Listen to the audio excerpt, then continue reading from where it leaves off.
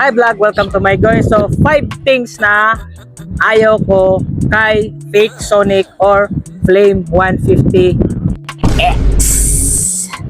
So una, ang pinakaayaw ko sa kanya guys is yung side mirror niya, yung stock na side mirror So nakatanggal yung stock na side mirror natin ngayon. So yun yung pinaka-ayaw natin or isa sa ayaw. Kasi parang yung side mirror niya is parang panghabal-habal.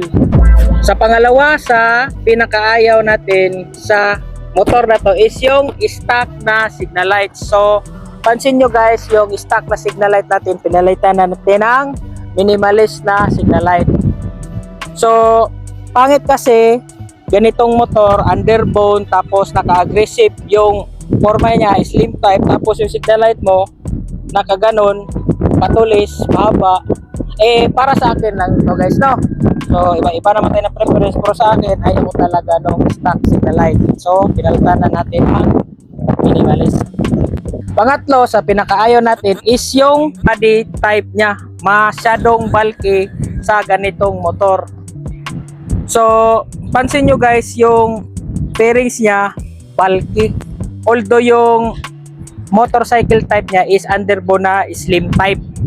So sa akin lang, no, kung ganitong motor, mas maganda yung in-slim na ni Rosie yung paggagawa sa kanyang fairings, kasi ito naka-bulky, yan o.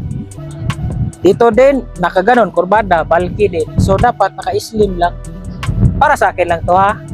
Pinakaayaw natin sa Rosie Flame 150X is yung stock mags niya. Yes guys, yung stock mags ni Rosie Flame is para sa akin masyadong malaki para sa concept na binubuo ko or para sa taste ko.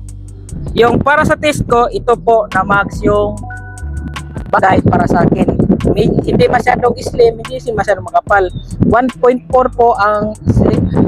1.4 po yung mag size nito sa harap.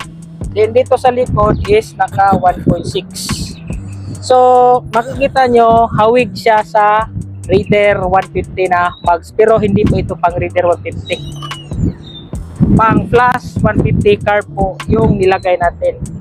Kasi para sa akin yung stock mags masyadong bulky.